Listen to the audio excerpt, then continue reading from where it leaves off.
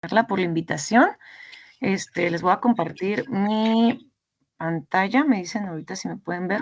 ¿Si me pueden escuchar bien? Ando un poco enferma. Se escucha muy bien. Sí, ¿ya pueden ver mi pantalla?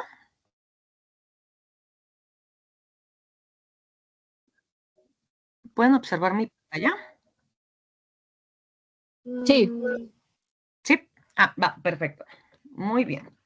Entonces, vamos a empezar el webinar del día de hoy. Como bien mencionaron, hoy me solicitaron que diera una charla acerca de los errores en la prescripción de nutrición parenteral. Y bueno, vamos a empezar con algunos aspectos teóricos sobre cuáles son los errores que se indican en la literatura, así como respecto a la patología que tenía nuestra paciente del caso clínico, y posteriormente vamos a ver la comparativa de lo que se vio en la prescripción de la paciente, ¿vale? Entonces, como introducción, tenemos que la nutrición parenteral es una formulación compleja que de hecho se ha descrito que puede involucrar más de 50 aditivos. Entre ellos, pues todos conocemos que la nutrición parenteral está compuesta de aminoácidos, de dextrosa, de lípidos y otros aditivos, pues pueden ser electrolitos, algunos fármacos, otros,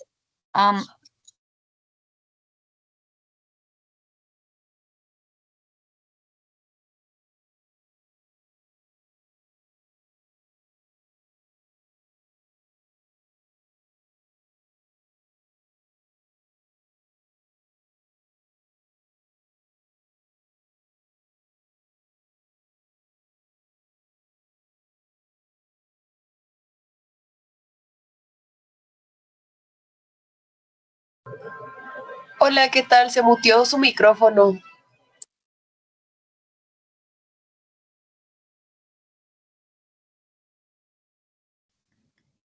listo, ¿me pueden escuchar? Sí. Sí. Vale, me dicen igual si me dejan de escuchar, denme un segundito. Voy a quitar a alguien de la reunión que está jugando con el micrófono. Listo, perfecto. Muy bien, creo que ya todos tienen silenciado su micrófono y ya no hay ruido. Perfecto. Muy bien, entonces les mencionaba que hay diferentes aditivos que pueden estar dentro de esta formulación. Y hay cierta literatura del Instituto estadounidense, que es el Safe Medical Practice, que relata algunos errores en la nutrición parenteral. Sin embargo, dentro de la revisión bibliográfica se observó que pues en realidad son pocos artículos los que describen el tema de la prescripción, ya que en la literatura no se ha reflejado mucho este tipo de problemáticas, o si se refleja, no ha sido documentado, ¿no? Entonces aquí viene la importancia de documentar nuestros hallazgos, como si es un caso clínico o lo que estamos haciendo al día. Por ejemplo, recuerdo que en la literatura hacía mucho énfasis en que había sistemas para evitar este tipo de errores en la nutrición parenteral, ya que, como ustedes pueden ver, este Instituto de Prácticas Seguras de Medicamentos condicionan que la nutrición parenteral es de alto potencial de riesgo. Esto significa que puede causar un severo daño al paciente si es mal administrada. Entonces, la literatura hablaba de hacer sistemas para corregir los riesgos, para hacer la prescripción, entre otros situaciones que ahorita vamos a platicar. Y mencionaba que los principales 4 pilares donde se podría encontrar el riesgo potencial de tener estos errores, el primero de ellos era hacia la prescripción, que es el que vamos a abordar en este webinar, ya que es lo que nos confiere principalmente a los nutriólogos o a los que hacemos nutrición parenteral, porque es cuando nosotros decimos, oye, pues quiero 100 gramos de aminoácidos o quiero 50, entonces es cuando nosotros indicamos qué es lo que vamos a solicitar en nuestra nutrición parenteral. La otra de ellas es un error que se da mucho en sistemas, en hospitales que no tienen sistemas directos hacia una central de mezclas, que es la transcripción. Por ejemplo, yo hice la especialidad de nutrición clínica, como mencionaron, y rotábamos cada 10 semanas en diferentes hospitales. Entonces, aquí había hospitales donde nosotros solicitábamos directamente a SAFE o nuestro jefe, pero había otros donde había Exceles y del Excel se pasaba a la central de mezclas o directamente del Excel lo formulaba el QFB, o también había hojitas de papel donde hacíamos las prescripciones. Entonces, en este proceso se llamaría transcripción. O sea, yo ya hice mi cálculo, lo pasé a la hoja y si lo paso directamente a la central de mezclas, había menos riesgo de que hubiera problemática. Ahorita vamos a ver por qué, porque nos podíamos confundir en las unidades de medida, entre otras situaciones, ¿no? Y también implicaba la preparación. La preparación lo concierne más al equipo de químico farmacobiólogo, que son los encargados directos de hacer una nutrición parenteral, aunque también hubo solamente un hospital, que de hecho fue donde yo hice mi servicio social, donde al inicio lo preparaba personal de nutrición. De hecho, había muchos hospitales, o cuando apenas empezó acá la nutrición parenteral, el doctor Humberto, que es uno de mis jefes, él empezó acá en Guadalajara y hacía mucho énfasis en que él las preparaba en el quirófano, y esta práctica la hizo enfermería u otros médicos, pasantes incluso, que hacían las NPTs en el quirófano o en alguna campana estéril, ¿no? Y la otra parte es la administración, que aquí confiere principalmente el servicio de enfermería, que es directamente conectar la nutrición al equipo de infusión, al catéter, etcétera. Como pueden ver, esto, al igual que como tratamos un paciente, es multidisciplinario. Entonces tenemos que tener pues, cuidado en los procesos, pero lo que más nos confiere como nutricionistas o como nutriólogos es prescribir y transcribir. Y aquí tenemos parte de la literatura que les digo que realmente pues era escasa acerca de la frecuencia y de la severidad que había en los errores de la medicación asociada a la NPT, ya que recuerden que este es considerado a nivel internacional como un medicamento de alto riesgo. De hecho, ojo ahí porque hay aseguradoras que dicen, no, es que no te cubrimos porque es un suplemento, pero en realidad es un medicamento. Y bueno, este artículo, por ejemplo, hacía énfasis en que a pesar de que había riesgos letales asociados a los errores de la nutrición, este se considera una terapia vital y en algunos casos imprescindible, como lo sería, por ejemplo, en pacientes con falla intestinal, donde no, sobre todo grado 2 o grado 1, donde no pueden prescindir de la nutrición parenteral para mantener la nutrición, el equilibrio hidroelectrolítico, entre otras cosas, ¿no? Y como les mencionaba, en realidad son muy pocos estudios que reportan la incidencia de estos errores. Entre este reporte, por ejemplo, de Aspen, decía que en un hospital, que justamente era este hospital infantil, en un seguimiento de 1.5 años se reportaron 15.6 errores por cada 1000 nutriciones parenterales. Y estos errores, pues generalmente eran letales, ¿no? Hasta aquí, ¿vamos bien? ¿Sí me escuchan bien? Sí, todo bien. Sí. Perfecto. Muy bien. Y como les decía, es muy poca la literatura, sin embargo, por ejemplo, encontré este cartel dentro de las publicaciones que hacían. Este es otro hospital universitario en Punta de Mar y estos autores reportaban una incidencia de hasta 26 errores en la prescripción, donde hacían también un estudio de un año y se observaban que aquí, a diferencia del otro estudio, eran más los errores en la prescripción que en la administración o transcripción, ¿no? De hecho, aquí hace énfasis en ello, pero como les menciono, pues son pequeños estudios donde no hay mucho que quede definitivo, ¿no? Y bueno, este instituto que les decía, el de seguridad de medicamentos, nos dice que un medicamento de alto riesgo significa que puede causar un daño y que por ello, un daño muy significativo y que por ello se tienen que minimizar los riesgos y con ello pues tomar medidas precautorias, ¿no?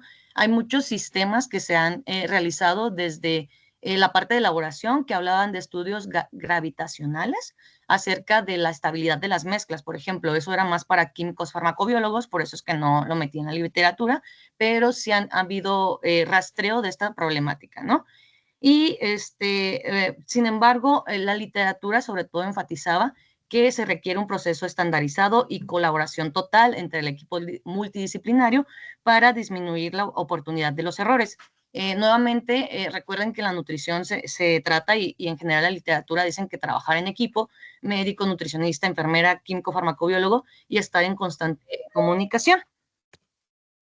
Y bueno, a pesar de que había 4 rangos donde puede encontrar estos errores, asimismo también puede haber riesgos, sobre todo en el proceso del uso de la nutrición. Entonces ya quedamos que prescripción era cuando nosotros calculábamos, pero también la parte de revisión de órdenes, que ahí lo enfocaba más al servicio tanto de enfermería como QFBs, que coincidieran las unidades de medida, que coincidiera la etiqueta de la nutrición, que de hecho generalmente en los hospitales que usan central de mezclas sí son muy rigurosos en esa revisión. También la preparación, pues hay todos unos procesos del área blanca, del área gris, súper documentados. Dispensación tiene que ver desde mantener una cadena de frío hasta al momento es que está al lado del paciente la NPT. Administración ya lo hablamos, y monitoreo y reevaluación, pues hablaba en todos los ámbitos, ¿no? Desde monitorear que el catéter esté bien puesto, que no haya salida de líquido, que no esté infectado, que la nutrición coincida con lo que solicitamos y sobre todo documentar cada paso, ¿no? Que también incluso esto es lo que hace mucho énfasis el protocolo ERAS de la documentación. Y bueno, un factor importante es la falta de uniformidad en la prescripción. Aquí, por ejemplo, redactaban diferentes casos clínicos en donde había errores por esta falta de uniformidad. Por ejemplo, podría haber variaciones en la unidad de medidas.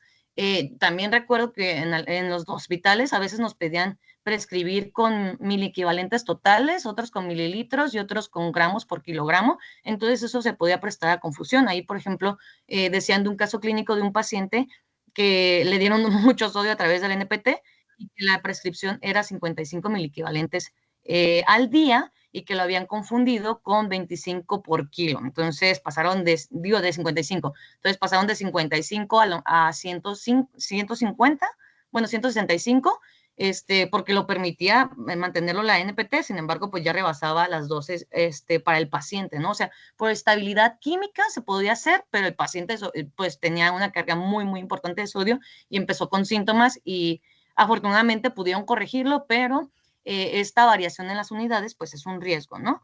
Otra de ellas, pues era relacionadas a la dosificación de uno o más adictivos, que aquí pues también depende de la percepción que tengamos como nutricionistas de que, oye, pues yo le voy a dar 1.5 gramos por kilogramo de proteína y no, yo le voy a dar 2 gramos o yo le voy a dar 0.5. Entonces, a eso se refiere con dosificación, que ya tiene que ver con la prescripción. Y esto ahorita lo vamos a platicar durante el caso clínico de algunas sugerencias que se hacían de corrección de una nutrición parenteral. Y bueno, no sé si de esto que refiere a la literatura hay alguna duda, si no, para pasar a este caso clínico.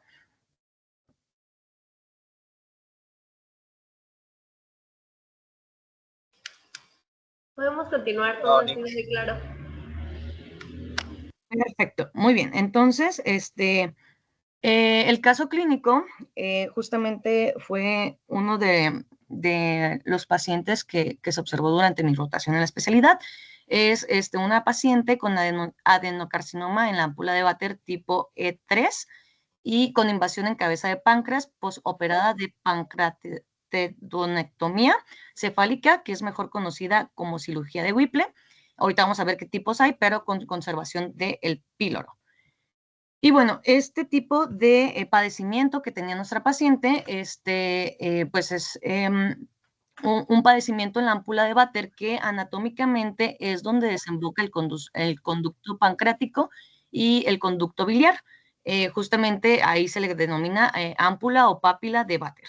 Y esto es muy importante ya que justamente los tumores no son tan representativos. Bueno, es un 2% de incidencia a nivel global, pero debido a su localización, pues puede causar problemas severos como pancreatitis o como obstrucción de los conductos biliares o pancreáticos y complicaciones severas y sobre todo también la parte gastrointestinal, porque pues no están involucradas estas enzimas que segregan ambos órganos que son importantes para la digestión.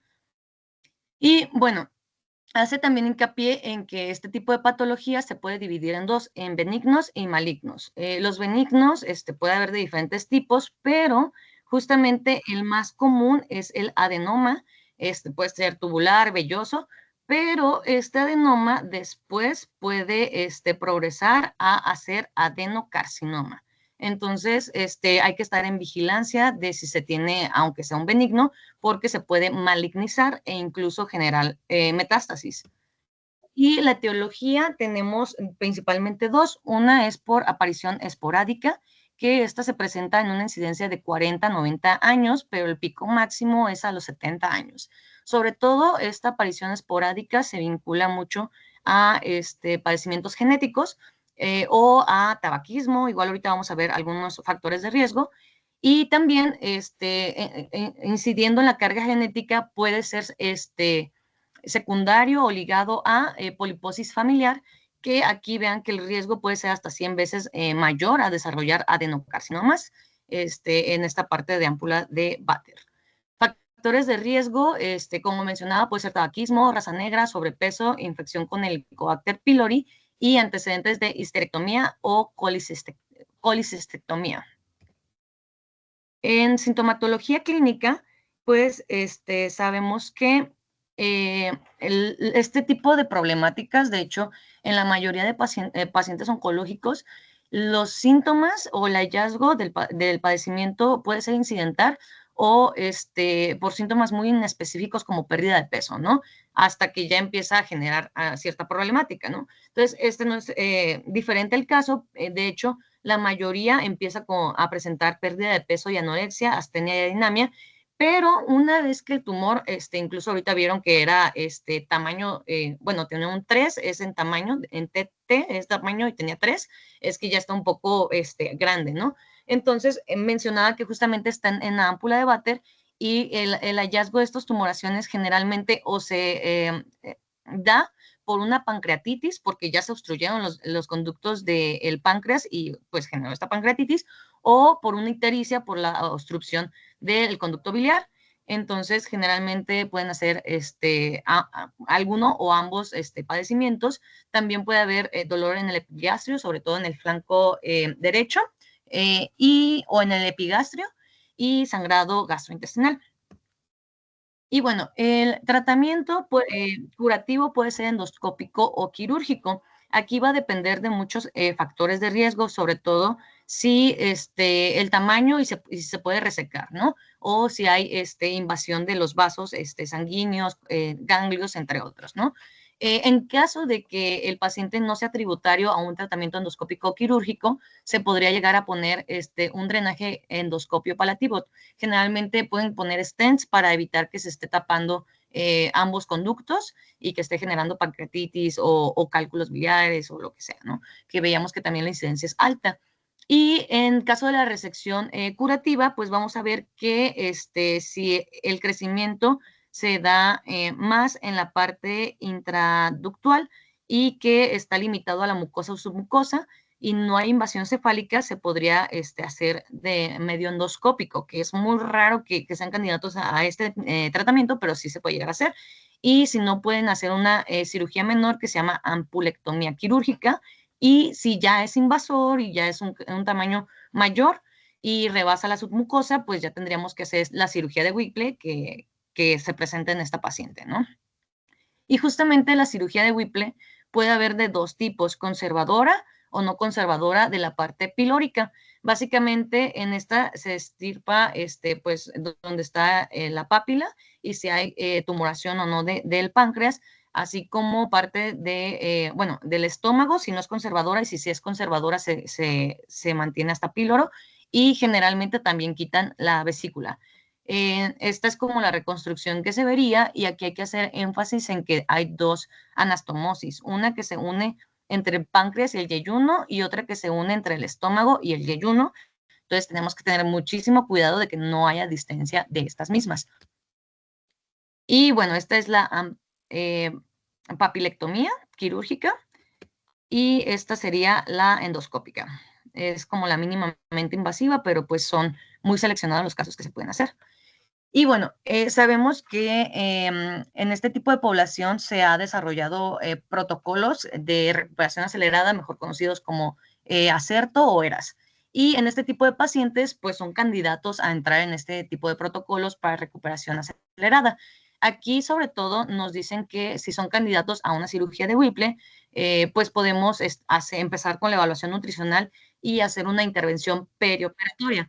Entonces aquí nos dice que pues la herramienta gold estándar para detectar la desnutrición en paciente oncológico es la valoración global subjetiva generada por el paciente, que estas son sus siglas en inglés, y aquí nos permite detectar alteraciones gastrointestinales, cambios de peso, cambios en el movimiento, entre muchas otras. Ahorita vamos a ver un poquito de ella. Y una vez que esta se completa, podemos complementar con una evaluación más a fondo y tener un diagnóstico de si el paciente tiene sobrepeso o obesidad con riesgo de sarcopenia o desnutrición y cachexia, que recuerden que por el hecho de tener obesidad ya es un factor de riesgo de presentar esta patología. Y en el caso de desnutrición y caquexia, que esto no está exento de una caquexia, pero cuando es muy evidente que tenemos pérdida de peso del más del 10 al 15% en 6 meses, un IMC menor a 18.5 o la BGS en grupo C o una hipolinemia, serían candidatos a retrasar incluso la cirugía para un manejo peroperatorio, ya sea con nutrición enteral o parenteral, de preferencia pues usar la vía enteral si es útil, y nos dan recomendaciones de cuánto sería el aporte de energía y de proteína que podríamos dar a nuestro paciente. Este protocolo es en la parte perioperatoria que abarca desde el prequirúrgico, intraquirúrgico y postquirúrgico, y como les decía es para recuperación acelerada. Este mismo evita el ayuno prolongado, ya que hay menos producción de hormonas contrarreguladoras como el cortisol y menos hiperglicemia. También nos dice que restaura la vía oral de manera temprana, lo antes posible. Asimismo, se integra pues, el nutriólogo al manejo del paciente en todas estas fases.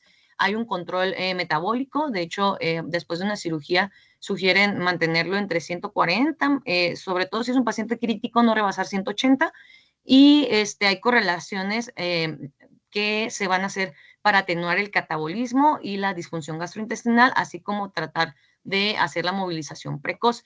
Recuerden que este protocolo es recuperar la funcionalidad lo más pronto posible, desde evacuar, comer, caminar y reincorporarse a su vida cotidiana.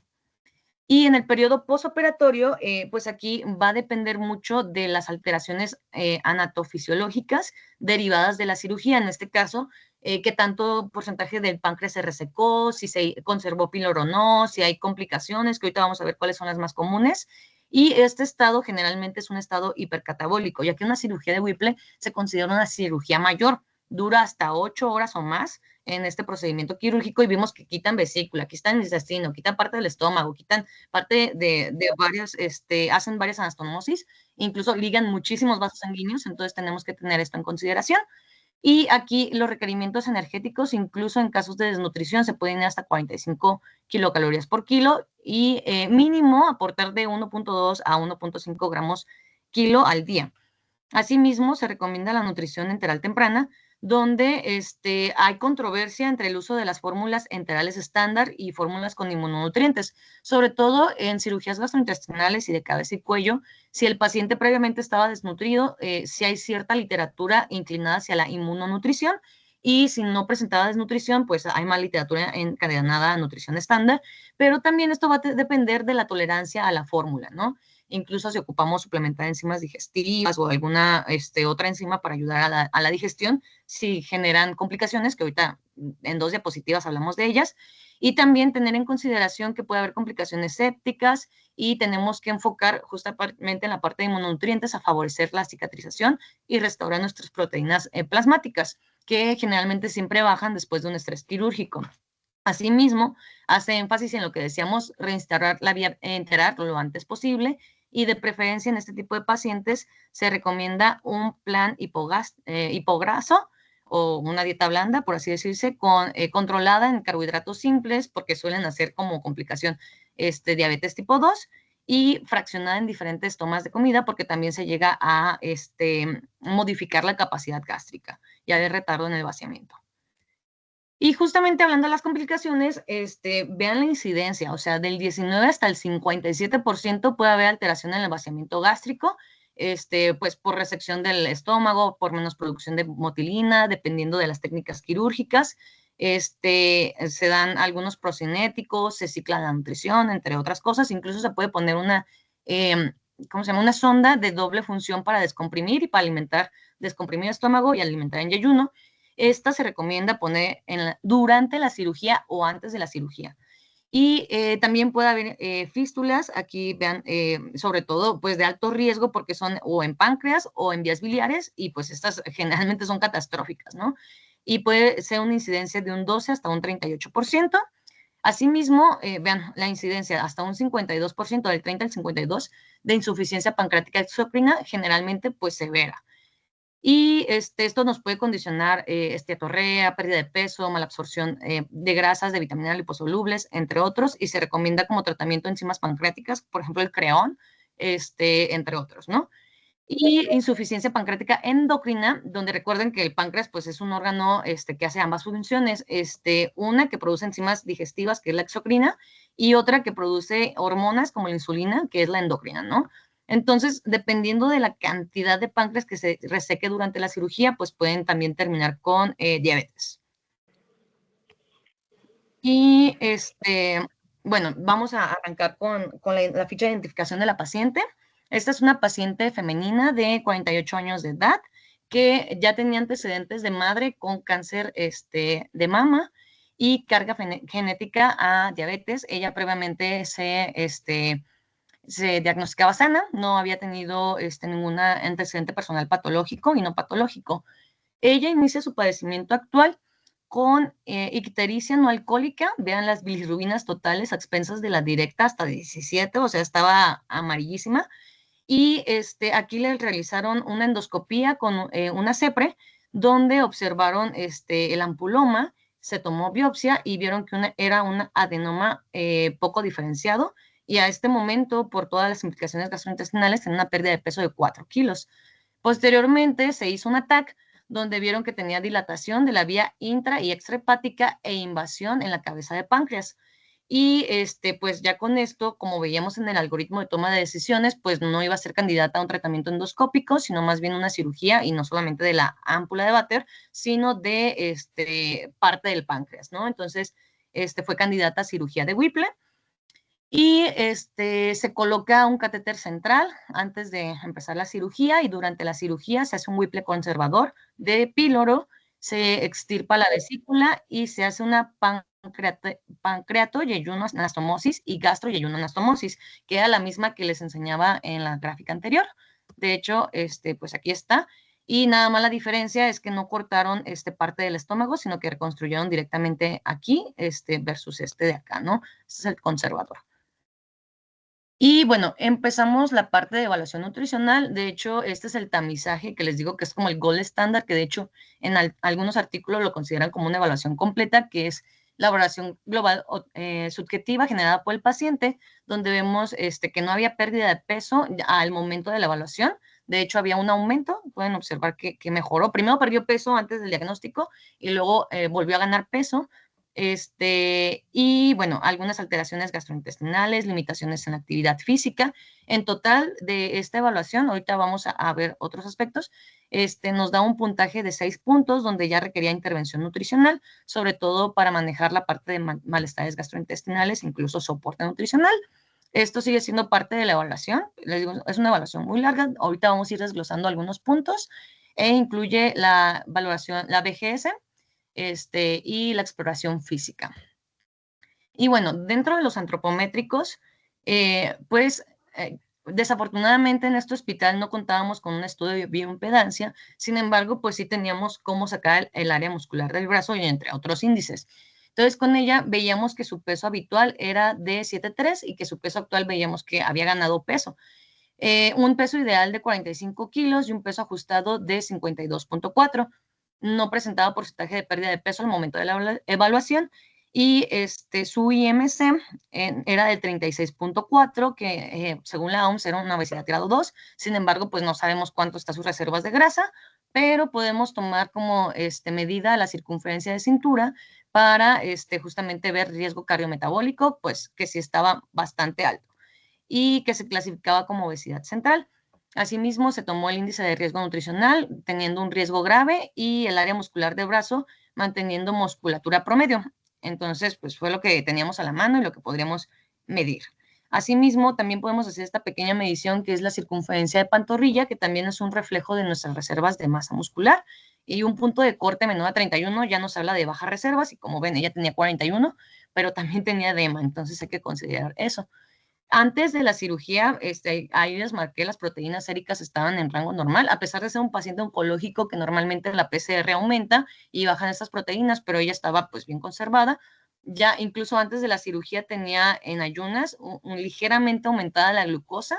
Ya veíamos creatinina disminuida, que esta está asociada a grandes rasgos con bajas reservas de masa muscular, entonces bioquímicamente nos indica, pero también puede haber alteraciones en la función renal, entre otros. Y ya vemos que las transaminasas, pues seguían alteradas, ¿no? Esto en relación a la colestasis que había tenido por la obstrucción de vías biliares. Asimismo, encontramos un volumen corpuscular alto que nos podría indicar macrocitosis asociada a una anemia perniciosa, ya sea por deficiencia de B12 o de ácido fólico, y ligeramente alto los monocitos. Y después de la cirugía podemos observar que la glucosa en realidad se podría mantener en rangos normales, esperado para una cirugía de Whipple, pero ya vemos la disminución muy marcada de la albúmina y de las proteínas, sobre todo de la albúmina. Las proteínas totales todavía estaban más o menos no tan mal, pero justamente esto es asociado al estrés quirúrgico, no al estado nutricional. Y pues vemos que las transaminasas ya van mejorando, ¿no? Asimismo, vemos hipercloremia e hipermagnesemia. Esta estaba asociada a un medicamento que le estaban administrando para evitar una arritmia. Y a pesar de que no tenía antecedentes, estaban manteniendo su control metabólico. Y también vemos que pues estaba ahora sí disminuida la hemoglobina cuando antes estaba normal. Esto fue porque tuvo pues pequeño sangrado durante la cirugía y pues ya vemos una respuesta inflamatoria postquirúrgica. Ella, la evaluación clínica, pues tenía dolor severo en el sitio quirúrgico, salió portadora de una sonda nasogástrica, donde veíamos un gasto de 50 mililitros, características biliares, y asimismo, pues veíamos que tenía un buen ECOG y signos vitales dentro de rangos normales. Para una mujer, pues digamos que la presión arterial está bien. Asimismo, reportaba vómito, náusea y dolor abdominal.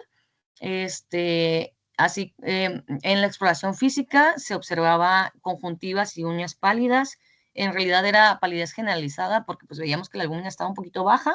Se veía acantosis nídrica por resistencia a la insulina y también se veía edema de 2 cruces. En la evaluación dietética tenemos que en su consumo previo a la cirugía se encontraba con una deficiencia de proteínas de un 55.3% versus sus requerimientos. Asimismo, tenía un exceso de consumo de carbohidratos y únicamente está adecuado su consumo de lípidos. Aquí podemos observar que el consumo de frutas y verduras pues era bajo y pues incluso se veía un exceso de azúcares y de lácteos enteros dentro de su alimentación a grandes rasgos, ¿no? Esto es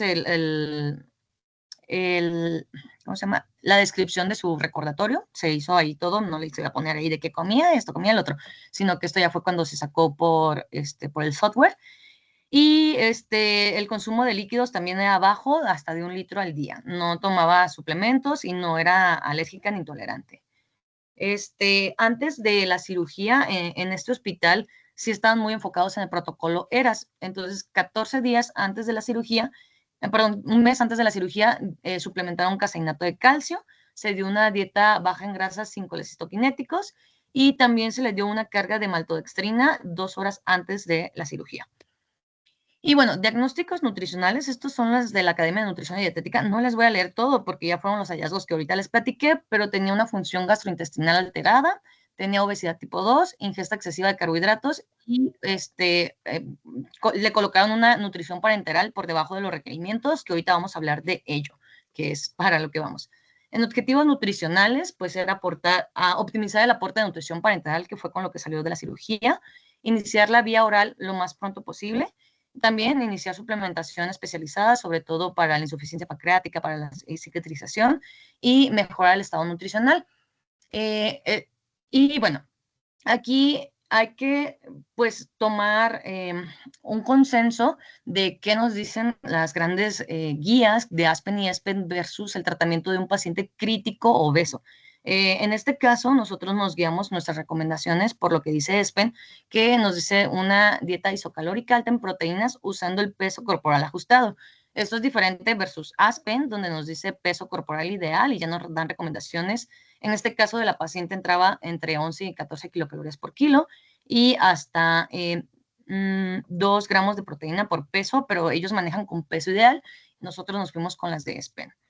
Y bueno, este es el desglose de los objetivos nutricionales, los mismos que estaban acá, nada más que más especializados, así como nos piden en la especialidad de que bien redactados y con punto y coma y todo, no los vamos a ver porque es mucho texto, y queremos optimizar en otras cosas, ¿no?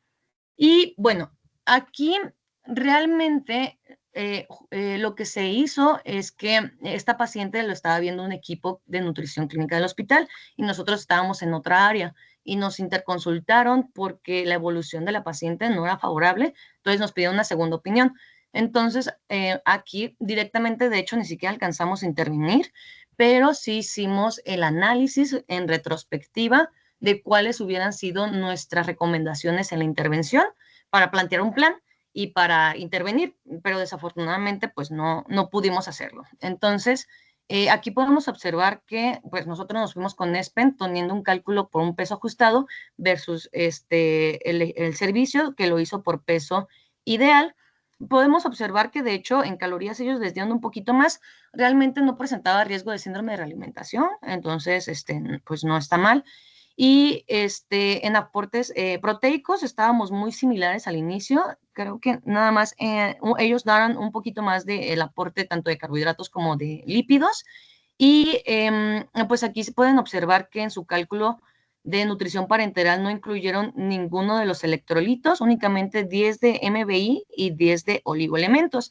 Y nosotros podríamos observar, me voy a regresar poquito para que lo tengan bien fresco, que los electrolitos, pues unos se encontraban en el rango normal y sobre todo magnesio y cloro estaban altos, ¿no? Entonces, nuestra sugerencia en el tratamiento, en este caso, fue dar aportes basales, tanto de sodio como de potasio, sin embargo, darlo en forma de acetatos porque el cloro estaba alto. Y no se aportaba magnesio porque ya estaba alto y también aportes basales tanto de fósforo como de gluconato. Y nuestra sugerencia también hubiera sido que en lugar de 10, que es la mitad de la dosis requerida de oligoelementos, porque era tracefusina, no era nulanza, diéramos 20 y diéramos aportes de inmunonutrición como zinc y vitamina C. En este caso, el zinc, como apenas vamos empezando por el volumen, no nos podía dar mucho este rango por la estabilidad, porque es secundario a qué cantidad de proteína y volumen aportamos en la nutrición, entonces está limitado, ¿no?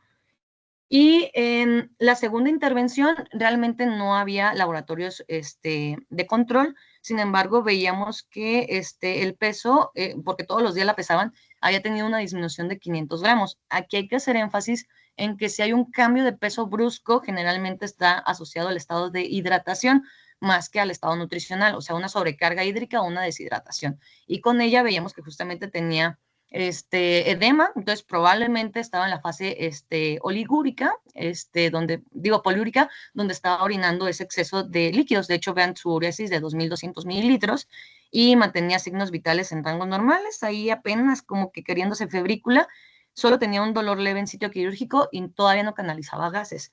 Para esto, nuestra sugerencia era progresar a 20 kilocalorías. Ojo aquí, pueden observar que nosotros ya tenemos más aportes porque es versus, bueno, más o menos igual, pero esto es versus el peso ajustado versus peso ideal. Y aquí el énfasis que nosotros pues vemos en las guías y que hacemos sugerencia es alcanzar tempranamente los aportes proteicos. Entonces ya fuimos un poquito más agresivos y pues aquí ya podemos encontrar una gran diferencia, casi 90 gramos versus 76, perdón, entonces 14 gramos de diferencia. Y también podemos observar un poquito más el aporte de carbohidratos, o sea, íbamos primero con lo mínimo, que era 80, 120 son los rangos mínimos, y luego ya íbamos a progresar en la parte de lípidos. Aquí mismo vemos que el servicio en sí ya agregó un poquito de gluconato de calcio, agregó 2,000 equivalentes por el peso ideal de cloruro de potasio y también agregó un poquito de vitamina C y de zinc. Acá nosotros la sugerencia era agregar un poco más de fosfato y el resto se mantuvo en los aportes de electrolitos. Y al día siguiente ya tuvimos un control donde vemos que hay hipoalbuminemia. Aquí recuerden, perdón, hipocalcemia. Aquí recuerden que no tenemos el aporte de albúmina porque no lo tomaron en el control. Ya veíamos que era bajo, entonces normalmente el calcio está ligado a albúmina, entonces tenemos que corregirlo para saber cuál es el valor real o tomarlo a nivel iónico, que es por una gasometría. Entonces, pues siempre iba a salir bajo si la albúmina está bajo a nivel sérico.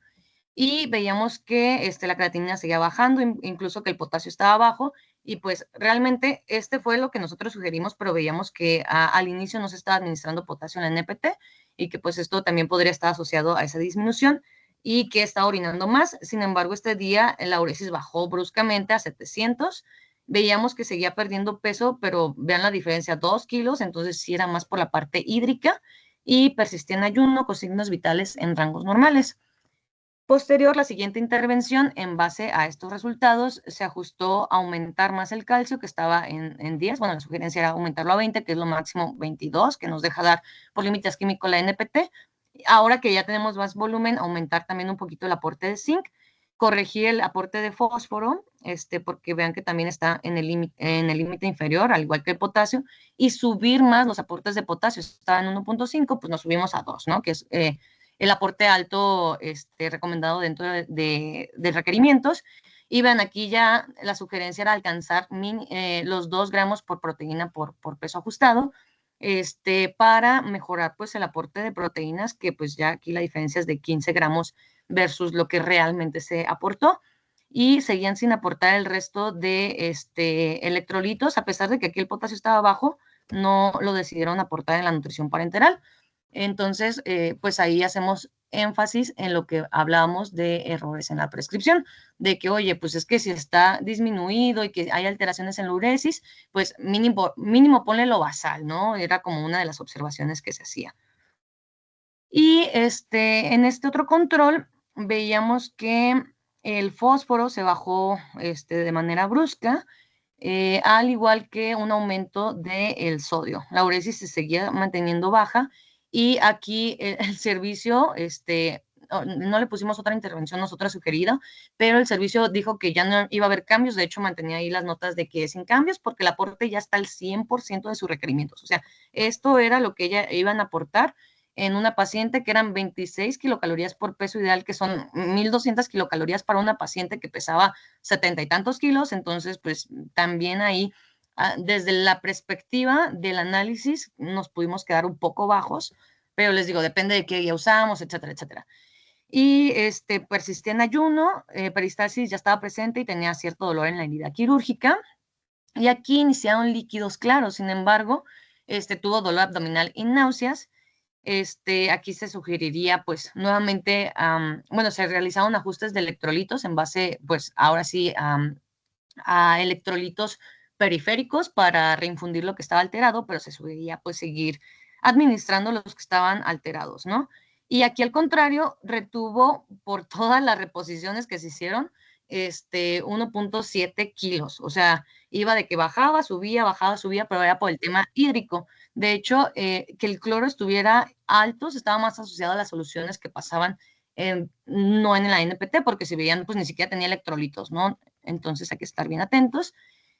Y bueno, aquí el servicio de nutrición clínica, que la trataba, sugirió colocación de sonda nasoyeyunal para nutrición enteral.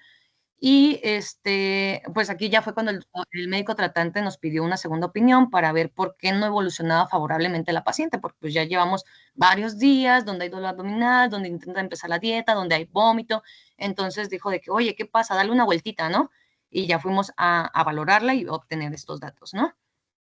Y bueno, continuando con ello, se hizo nuevamente el índice de riesgo nutricional, donde se veía pues un INR de desnutrición grave. Veíamos pues ciertas alteraciones. La albúmina realmente no es un marcador del estado nutricional, vuelvo a hacer énfasis, y ese sí lo valora CONUT, que es este riesgo, Pero cuando empezaron este líquido, esta única toma de líquidos, pues nuevamente empieza con vómitos múltiples y vean, de 1200 cc, bueno, estaba canalizando gases y deambulando. De hecho, la parte de deambulación, de movilización temprana, pues es parte de ERAS, ¿no? Los signos vitales estaban ya ahí en el límite, la frecuencia cardíaca, entonces hay que tener ojo, y la respiratoria pues ya está aumentada, ¿no? Entonces, recuerden de los marcadores de una respuesta inflamatoria sistémica que tenemos que vigilar de que pues la herida esté bien, ¿no? Que no haya ahí dehiscencia, fístulas, entre otras cositas. Y bueno, volvieron a tomar estudios bioquímicos. Aquí vemos que la glucosa va empeorando. Hay más resistencia a la insulina, pues por la resección, por del páncreas, por la cirugía en sí. Sigue estando la hipoglucemia exactamente igual. Y vemos que los electrolitos nomás no se controlan porque pues obviamente si podemos administrar mínimo los requerimientos, pues vamos a tener mejor control de los electrolitos versus no darlos a través de la nutrición. Aquí vemos que ya muchas de las transaminasas están casi en rango normal. Nada más persiste alta la GGT y la fosfatasa alcalina.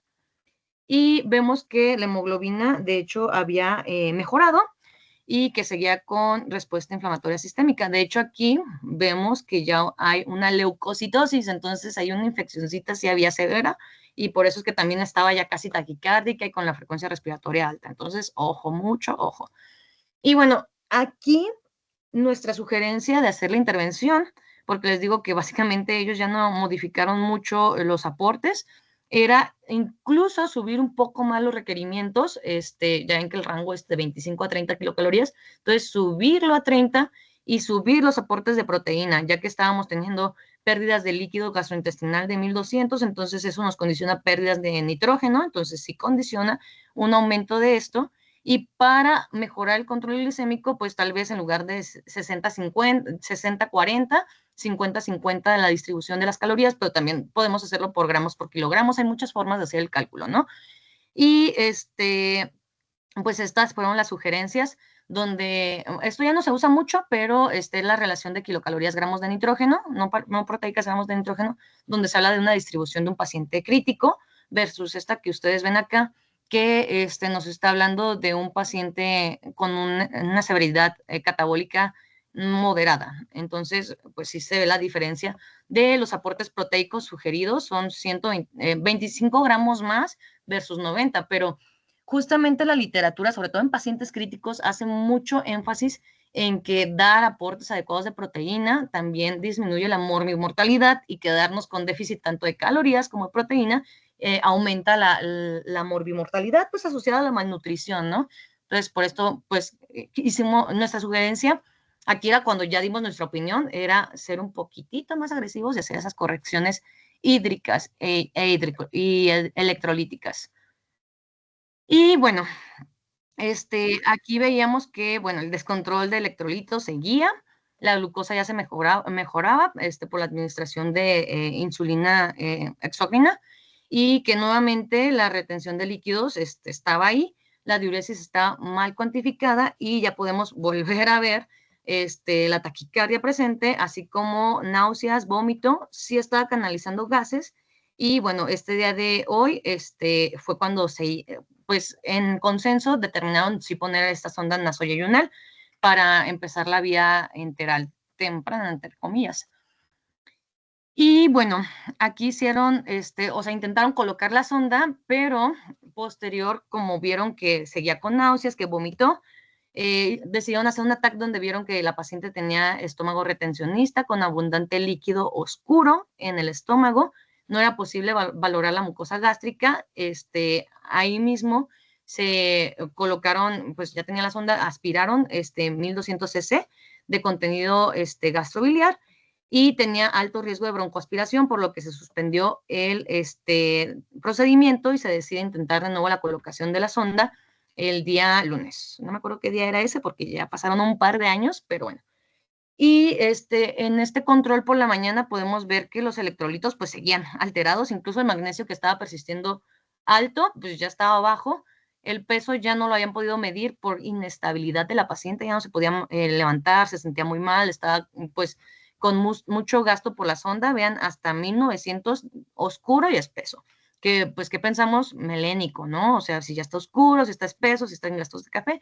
Además de que empezó a tener un gasto por la herida de 250 y requirió oxígeno suplementario de 4 litros. Entonces vemos que cada vez pues empeora la cosa.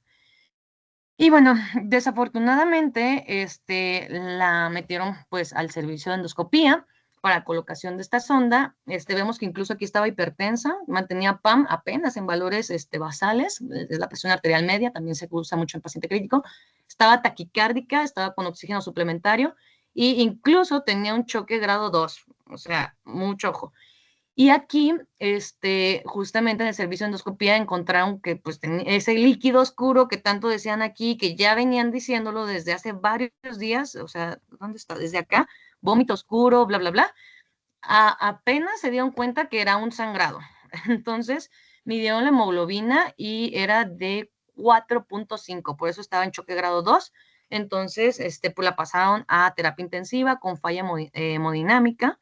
Nuevamente intentaron el procedimiento cuando estuvo más o menos estable y vieron que tenía múltiples coágulos, se observó sangrado en capa, no pudieron tener remisión de la hemorragia y decidieron pasarla a, bueno, se colocó un hemospray, que es un spray que se usa como para frenar el sangrado, y la pasaron a cirugía. En la cirugía encontraron dehiscencia del tercio de la aponeurosis, dehiscencia de 0.5 centímetros de la cara anterior de la duodeno-yuno-anastomosis con sangrado proveniente de la misma, repletos de sangre coagulada. Gastrostomía con técnica de Stamp, pues se hizo y se reforzó la anastomosis. Asimismo, pues se hizo una reanimación bastante dura, 4 hemoconcentrados, 2 plasmas, sangre fresca, cristaloides y coloides, y se mandó a UFI para manejo de falla multiorgánica. Sin embargo, pues ya que salió de la cirugía, la TA no era detectable, estaba con bastantes vasopresores, lactato de 7, y pues pasó la noche y vieron que el lactato había aumentado, que el deterioro hemodinámico pues estaba horrible. La TA ya estaba básicamente indetectable, tampoco se detectaba oxigenación, cayó en paro y pues no se pudo reanimar y desafortunadamente la paciente falleció. Entonces, pues estos errores fatales tal vez no tuvieron nutrición, a lo mejor la prescripción no fue la ideal. Sin embargo, aquí el error fue que desde un inicio que estaba con estos vómitos, no me voy a regresar mucho, pero que ya veían estos vómitos, que ya veían esta respuesta del CIRS, que ya veían que la hemoglobina bajaba, no la metieron a cirugía inmediatamente. Primero le hicieron la TAC, luego la endoscopía, luego otra endoscopía, y justamente yo platicando con un oncocirujano que trabaja pues en conjunto conmigo en la UFI, en la unidad de falla intestinal, me dijo, no, es que ahí el error garrafal fue eso, o sea que cuando le quisieron poner la sonda nasoyeyunal, le dieron un llegue a la anastomosis y pues de ahí fue la apertura, o por la desnutrición que se perpetuó más por ese déficit, ¿no? Más por la intervención endoscópica. Ahí digamos que fue una falla del equipo multidisciplinario, sobre todo de no intervenir tempranamente en una cirugía. Por eso es que muchas veces hacemos mucho énfasis y nos gusta mucho compartir esta parte en UFI de, oye, pues pide ayuda, si se está saliendo de control, pide ayuda, y va a todos los aspectos, tanto nutrición como cirugía, y pues desafortunadamente la paciente pues no pudo lograrlo. Y haciendo un poquito el énfasis en retrospectiva, pues justamente la literatura también dice que estos errores, tanto en la prescripción como en la transcripción, como incluso esto se puede perpetuar o transcribir a procesos endoscópicos o procesos quirúrgicos o todo esto, que generalmente los errores lo ven en retrospectiva. Incluso muchas veces lo que hacen acá el doctor Humberto es que cuando mandan un segundo caso de opinión, le avisa a su cirujano, oye, pues mira, encontramos esto y esto y esto, yo te sugiero que si te vuelva a pasar hagas esto y esto y esto, y estos fueron los resultados, ¿no? Entonces, esto más que hacer una crítica, es hacer, pues, algo constructivo para nosotros también estar alertas. A nosotros nos hace mucho énfasis en que, oye, tú como nutriólogo no vas a operar, no vas a detener el sangrado, pero sí puedes decirme esos datos de alarma para nosotros intervenir tempranamente. Y bueno, falta de comunicación, entre otras cosas, es lo que puede desencadenar esto. Aquí están las referencias bibliográficas con las que se hizo esta documentación. Y no sé si tengan alguna duda.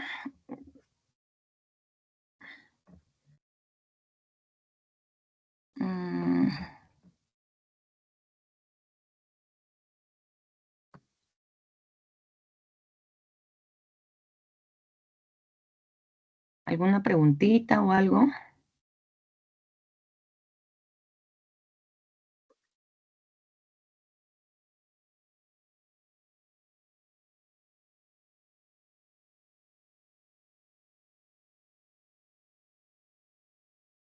A ver, ¿qué se salió? Respuestas. Pueden abrir su micrófono y ponerlo en el chat, aquí en el chat. A ver, denme un segundito.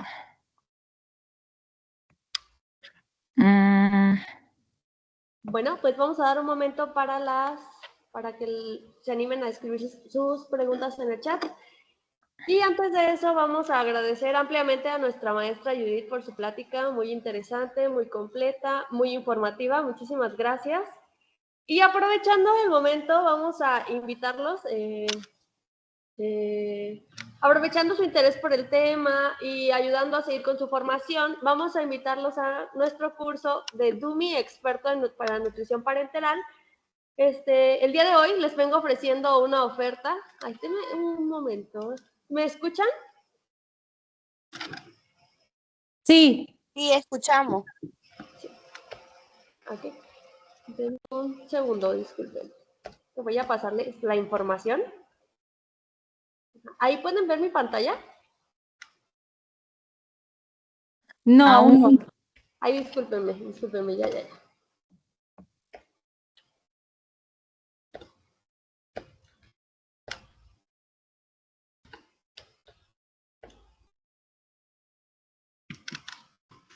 Listo, ya se puede ver. Listo, muchas gracias. Bueno, la oferta del día de hoy, bueno, primero voy a hacerles la invitación, voy a platicarles un poquito de nuestro curso. Nuestro curso está dirigido especialmente a estudiantes de nutrición, pueden ser pasantes, nutriólogos, médicos.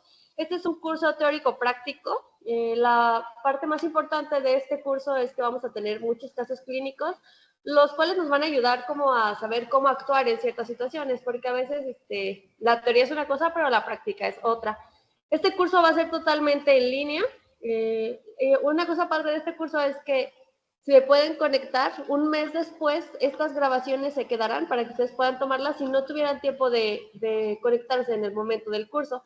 Sería 4 sábados y daríamos inicio el 7 de junio. Esta es la información. Este sería el horario en el que nosotros estaríamos conectados. De 9 de la mañana a 1 de la tarde, 4 sábados, está súper completo. Bueno, les voy a platicar un poquito de los módulos que vamos a ver. Este curso está conformado por 4 módulos y nuestro módulo número 1 iniciaría el sábado 7 de junio. Aquí el nombre sería Principios de la Nutrición Parenteral. En este módulo vamos a hacer mucho énfasis en cómo iniciar la evaluación nutricional en nuestros pacientes. Como veían, esa es una parte muy importante. Vamos a ver accesos, métodos de infusión y vamos a comenzar con casos clínicos. Nuestro módulo número 2 es sobre nutrición parenteral mixta con caso clínico. Este comenzaría el día sábado, 14 de junio, igual siempre son en el mismo horario. En este módulo va a ser muchísimo más práctico teórico. Vamos a tener un taller sobre cómo progresar a nuestros pacientes, paso a paso, cómo vamos a llevar a cabo este cálculo. Haremos mucho énfasis en cómo va el progreso de nuestra nutrición parenteral. Y en nuestro módulo número 3 va a haber un cálculo, cálculo de nutrición parenteral personalizada y premezclada. Esta va a iniciar el día 21 de junio. En este vamos a continuar nuestro taller, en el cual vamos a ver paso a paso cómo llevar a cabo un cálculo de nutrición parenteral central. Vamos a tener nutriciones premezcladas, totalmente personalizadas, y una parte muy importante de este módulo es que vamos a tener un caso clínico práctico de nutrición pediátrica, porque luego hacemos mucho énfasis en los adultos y en este módulo, en este curso, perdón, vamos a hacer énfasis en nutrición parenteral en adultos como en pediátricos. Y nuestro módulo número 4, vamos a convertirte en experto, complicaciones, nutrición periférica e interacciones farmacológicas. Este sería nuestro último día, sería el 28 de junio. Como el nombre lo dice, veríamos complicaciones, interacción fármaco-nutriente, efectos secundarios de una nutrición parenteral mal colocada. Concluiremos con cálculos de nutrición parenteral totalmente personalizada. En este punto ya ustedes van a saber manejar totalmente los cálculos de nutrición parenteral pediátrica y en adultos. Y bueno, nuestros profesores invitados cuentan con más de 10 años de experiencia tanto en docencia como en el área clínica.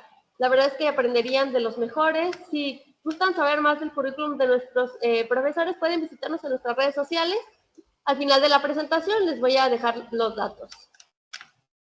Como pueden ver, son personas que están totalmente empapadas de la información de nutrición parenteral. Son totalmente profesionales. Bueno, pues aquí les viene la sorpresa. Lo que nosotros les estamos ofreciendo en este curso es, si ustedes se inscriben a partir de ahorita, dentro de las primeras 72 horas, vamos a hacerles un 20% de descuento.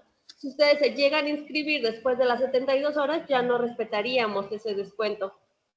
Pero eso no es todo. También vamos a ofrecerles...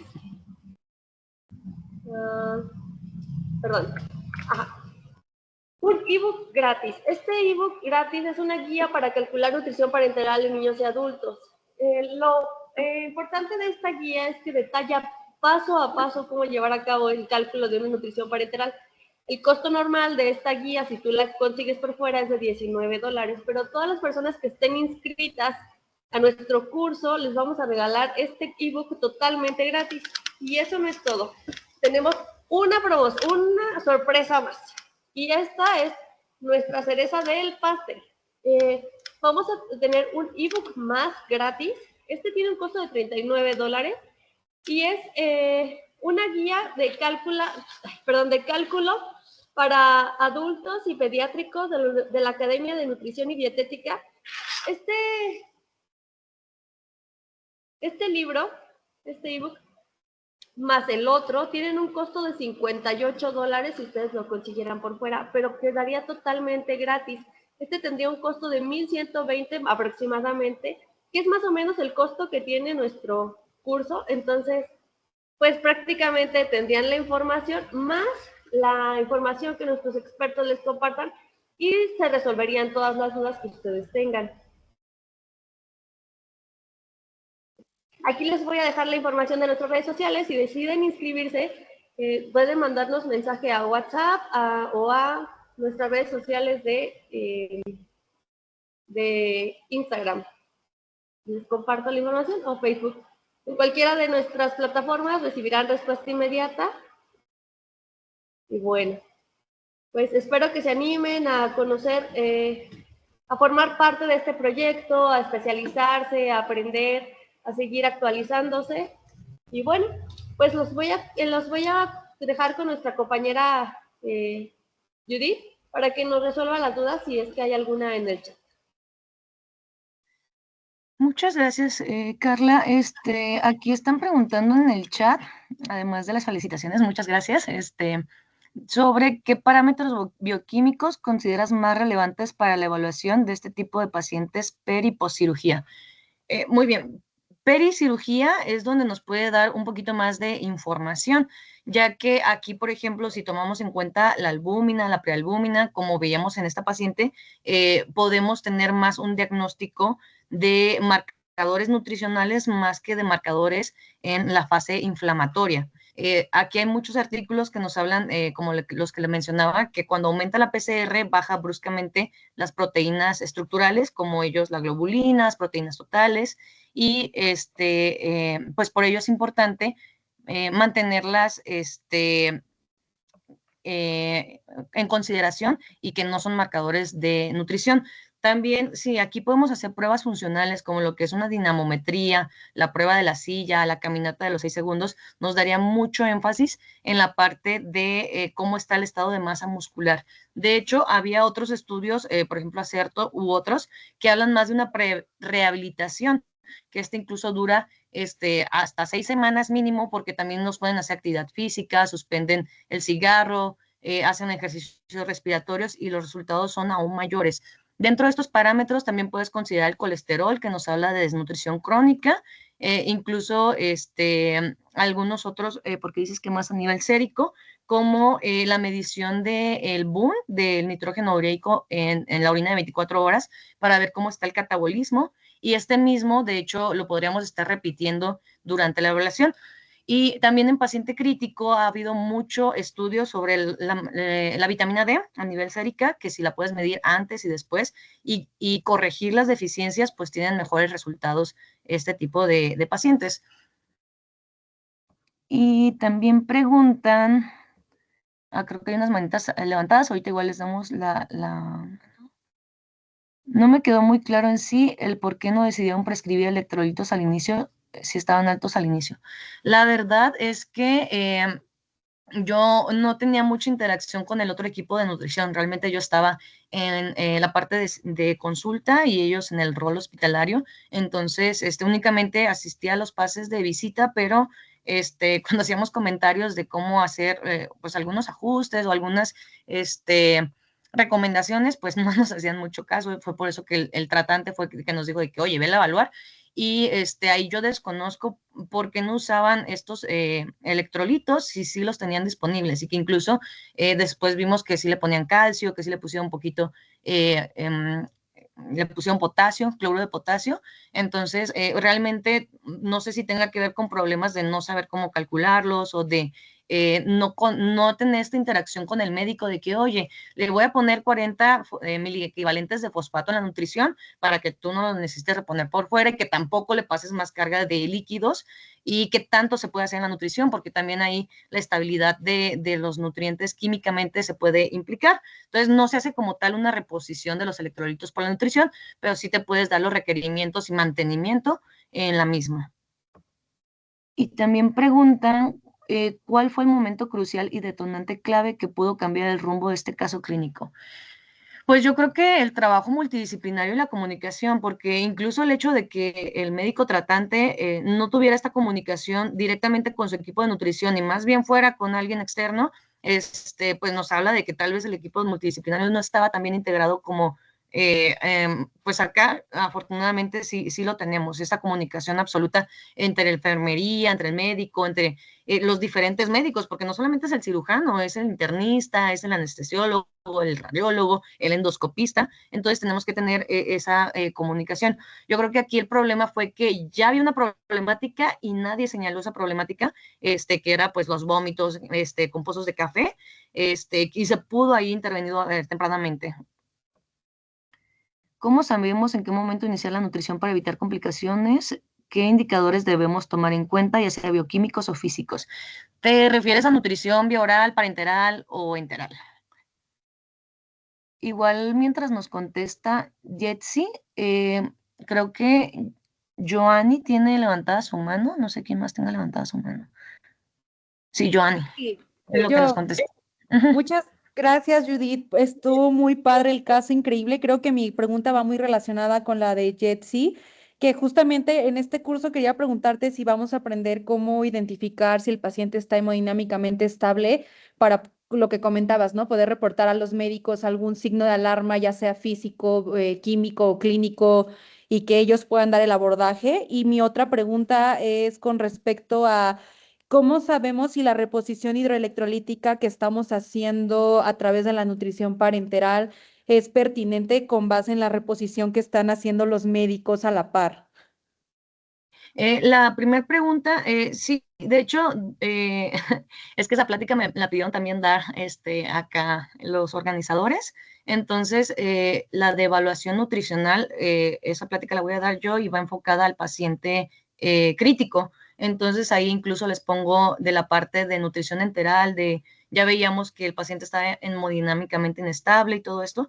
Entonces, sí, ahí vamos a hablar un poquito de la evaluación, no solamente de nutrición, sino la evaluación clínica que se tiene que estar haciendo todos los días, porque, por ejemplo, en este caso, nosotros no veíamos todos los días las hojitas de enfermería porque no era nuestra paciente, pero justamente esto va ligado a tu siguiente pregunta de la administración de soluciones. Ahí tenemos que tener mucho callo. No sé si va a venir en las clases, tal vez sí, tal vez no sé, pero lo checamos, de que se están administrando la solución, porque también hay soluciones que ya tienen electrolitos. Por ejemplo, veíamos que el cloro está hasta las nubes y no están dando nada de cloro. Eso normalmente pasa cuando usamos solución salina, que es fisiológica, entre comillas, porque rebasa la cantidad de cloro que debería de tener a nivel sérico y que el riñón puede estar expulsando.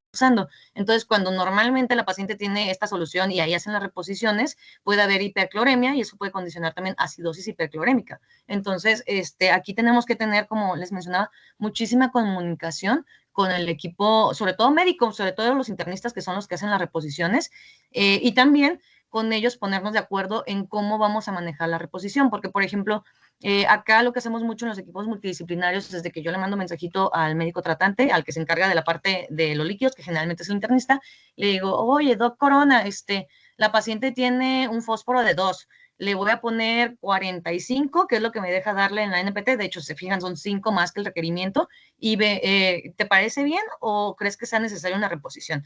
Y normalmente los médicos internistas son los que hacen esa reposición. Acá yo me he puesto a machetearle mucho y también sé hacer cómo hacerlas, pero normalmente los encargados son los internistas. Entonces, pues ahí va a depender de esta comunicación y trabajo en equipo para realizarla.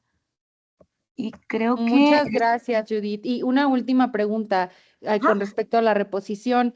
Obviamente, cuando hablamos de requerimientos hídricos, pues también lo que queremos es que ese riñón pues funcione adecuadamente, ¿no? También aprenderíamos cómo identificar la lesión renal aguda en estos pacientes y los tipos de lesión renal o como o los índices urinarios o cómo lo podemos manejar para ver que ese riñón esté funcionando adecuadamente. Sí, creo que eso es vital también dentro de ello, y claro que se puede agregar dentro de esa presentación de la evaluación del paciente crítico, porque justamente veíamos que de repente la uresis estaba en 700 y que estaba casi anúrico, entonces tenemos que detectar, como veíamos, para que no nos pasen la prescripción, tanto no sobrecargar como no deshidratar, porque sobre todo la deshidratación pues nos puede llevar la afectación que mencionas, Joanny. Y la sobrehidratación pues lleva a otra parte complementaria, pero igual si no, pues a ver si los organizadores me invitan a otro webinar y ya también platiquemos más a fondo de ello. A ver qué dicen. Muchas Y creo, gracias. Claro que sí, siempre estás invitada a nuestros webinars, eres un excelente ponente. gracias. Creo que ya está aquí Jetsi, para complementar su duda, que también tiene levantadita su mano.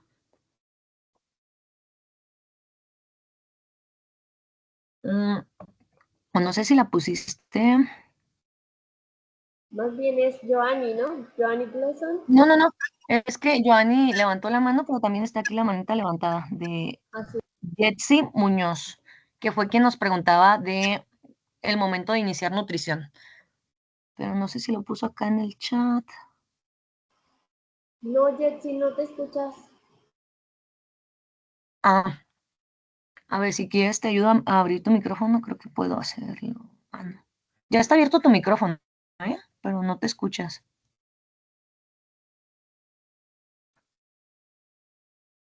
O igual si no lo quieres escribir por el chat, porque sí.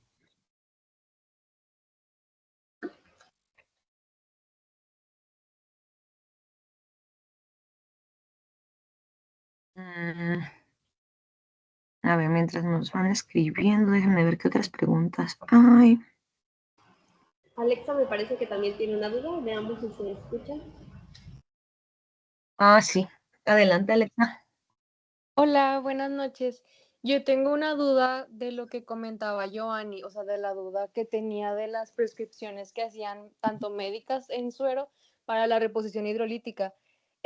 También se puede basar mucho en la historia clínica, ¿no? O para ahí ver como qué suero le dieron o O sea, tanto como para no estar preguntando todo lo que le vayamos a prescribir nosotros o la intervención, se puede checar en la historia clínica del paciente. Sí, normalmente en los registros de enfermería siempre vienen las indicaciones y lo que se está administrando, porque se tendría que tener registro, o sea, por ley, de qué medicamentos están pasando y de qué soluciones están pasando. Entonces, por ahí pueden ver de qué solución Harman, y si es Harman solita, o si tiene KCL, o si tiene KP4, o si tiene que tiene. Entonces, sí, pero yo sí les sugiero que hablen con el médico tratante, incluso, pues, ahí pueden buscar su contacto y todo, para, pues, tener un tratamiento más integral, porque vemos que incluso, pues, esta falta de comunicación es lo que a veces nos puede llevar a errores, ¿no? Y también irnos a la otra parte de que, oye, pues ya le dio el internista y aparte le dio, y no checó tu bolsa de nutrición y tú le diste más y ya se le dio una hipercalemia, ¿no? Y que una hipercalemia puede ser también algo mortal. Entonces, pues yo sí le sugiero mucha comunicación. O mínimo ponerlo en la notita e intentar decirle o dejarle recado con alguien, con enfermería o con el servicio tratante, para tenerlo. Nosotros sí siempre, siempre, siempre comunicación antes de hacer cualquier cosa. Ok, mil gracias. No, ¿de qué? Betsy, ¿aún no podrás abrir tu micrófono? Igual aquí dice, duda, ¿alguno de nutrición enteral? ¿Algún curso de nutrición enteral? Creo que sí se refiere a cursos. Sí, hablaba de cursos. Pues sí, posteriormente estaremos revisando eso y les compartiremos la información en cuanto tengamos nuevos cursos.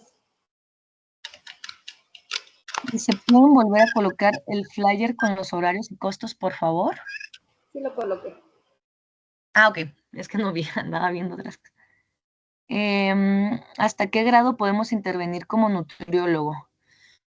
Híjole, ahí va a depender de nuevamente cómo trabaja tu equipo, porque por ejemplo esta parte de las reposiciones, yo la hago, pero con aprobación y consenso de los médicos, o sea, de que, oye, ¿por qué no le ponemos 2 ámpulas de tanto para corregir? O cómo ves, en este volumen, esto sí, no, aquello. Entonces, yo no lo hago sin que me aprueben, así sea lo mismo que él le vaya a poner, porque pues es una prescripción que tiene que estar acorde a. Y ahí sí una recomendación que yo hago mucho es que si tú no puedes, corregir algo, o sea, de que, por ejemplo, yo nunca me atrevería a poner un catéter en la vida, porque yo no sé corregir un hemotórax, no sé corregir un sangrado, no sé corregir, entonces yo en la vida me podría ir a algo que hace un cirujano, un internista en la vida, porque no tengo esas habilidades. Entonces, si tú no puedes corregir una complicación, mejor no lo hagas. O incluso esto de que, porque ellos no le pusieron electrolitos, a lo mejor no sabían cómo calcularlos, o a lo mejor el médico tratante le dijo, ¿sabes qué? Yo quiero que pongas, que no pongas nada, yo me encargo de los electrolitos. Entonces, por eso yo no puedo dar la otra contraparte de que, oye, porque el otro nutriólogo lo hizo así. Entiendo que puede haber situaciones, entonces, pues va a depender de todo eso, ¿no? De los límites de tu capacitación, tal vez. Dicen que si tienen hasta el domingo para obtener el descuento. Estamos hasta el lunes, ¿no? No sé, Carla. Sí, disculpa, me equivoqué. El lunes. El lunes pueden inscribirse todavía. Les Dicen, nos respetaríamos el podrían, descuento y todas nuestras sorpresas.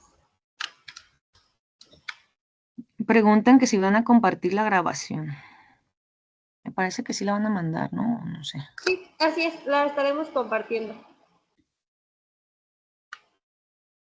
Terminando, Ya nos contestó Betsy que saber en general la enteral y parenteral en qué momento tenemos que abordar como nutriólogos y hasta que sería que el paciente estabilice.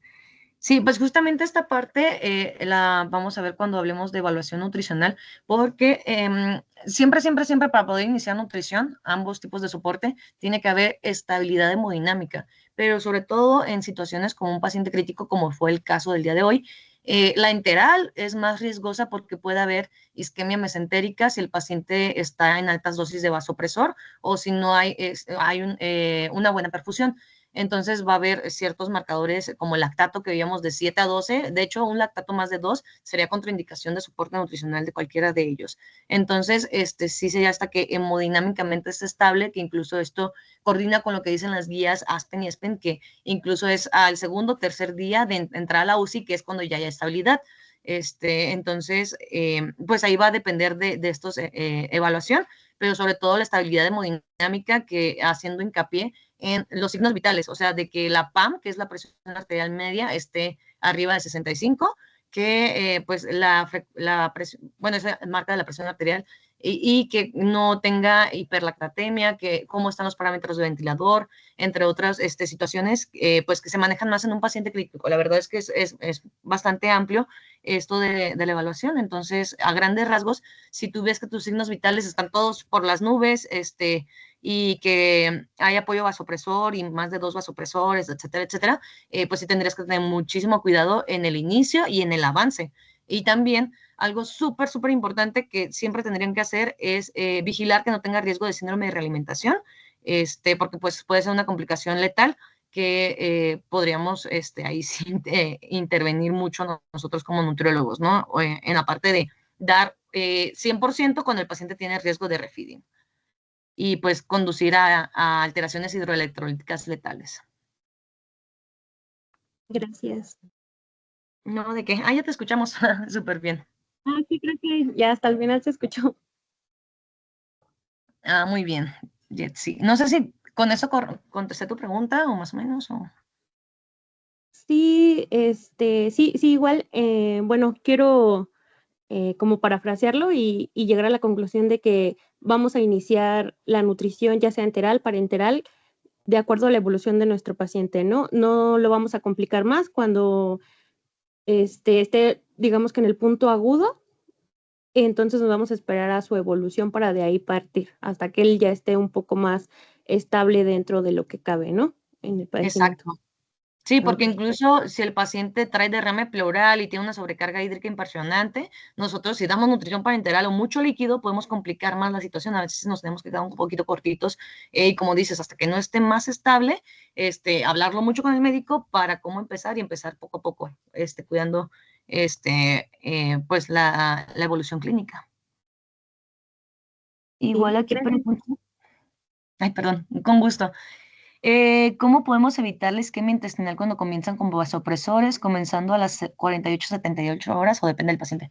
Ahí hay una dosis, hay un artículo muy bueno de Wismeyer que nos habla de cómo calcular la dosis de vasopresores y en base a la cantidad es si podemos empezar o no, y siempre nos dice que empecemos trófica. Entonces, si solo es un vasopresor y está a menos de 0.3 gramos, sí podemos empezar soporte nutricional trófico, que son de 10 a 20 mililitros hora, o sea, bien bajitito. Y si ya hay doble vasopresor o pues se está contraindicado, incluso puedes monitorizarlo a través de lo que les decía del lactato, de la PAM, etcétera. Pero busquen ese artículo, creo que es del 2019, si no mal me acuerdo. Es muy bueno, de Wismeyer, que habla justamente vasopresores y nutrición enteral, pero en inglés, ahí lo buscan. Y ahí viene muy bien explicado toda esa parte. Creo que ya no hay Ya por último, preguntas. me parece que Joanny tiene la mano levantada aún, no sé si... Sí, yo tengo una última duda en cuanto al soporte nutricional que comentan de pediátricos. O sea, sé que en pediátricos es todo un tema el volumen y los límites químicos y los candados. Entonces, mi duda era de cómo se calculan los requerimientos hídricos o cómo podemos saber que nuestra NPT está bien hecha, porque pues sé que son volúmenes muy chiquitos y luego pues es difícil por los límites químicos que constantemente te la esté rechazando safe, pero cómo, o sea, aquí también nos van a enseñar eso de los candados y los límites químicos para calcular. Sí, de los límites químicos, generalmente las mismas centrales de mezclas, cuando tú estás mandando la nutrición parenteral, te dice de que, oye, el límite químico es esto. Y hay ciertos límites, como nutricionales, por así decirse, que los manejan las guías ESPAGAN, pero sí hay correlaciones que nos dicen, dependiendo, ay, perdón, de la cantidad de proteína y la cantidad de mililitros, que se pueden aportar en un paciente pediátrico para mantener la estabilidad de la nutrición. Sin embargo, justamente, como haces referencia, técnicamente esta parte de la estabilidad bioquímica la tiene que revisar, y era parte de la problemática que había de estos errores de la nutrición parenteral del químico farmacobiólogo, tener un software que te diga, oye, si es compatible o no, para asegurar que sí lo tengamos, porque puedes hacer esos cálculos manuales. Sin embargo, en sí tendríamos que asegurarnos a través del software, que pues es la misma central de mezclas aquí en México, es Safe, porque sé que a lo mejor hay de otros lugares, que ahí nos dice, oye, te estás pasando de fósforo con tanto, aceptas que te baje el aporte, porque si no, no es estable, no la puedo hacer. Entonces, si hay fórmulas de cómo sacarlo, ahí tendríamos que checarlo con que vaya a dar el caso. Súper, gracias. Lo checo con la ponente y les comparto la información. Igual si gustas mandar mensaje por WhatsApp y lo platico con la ponente y ya.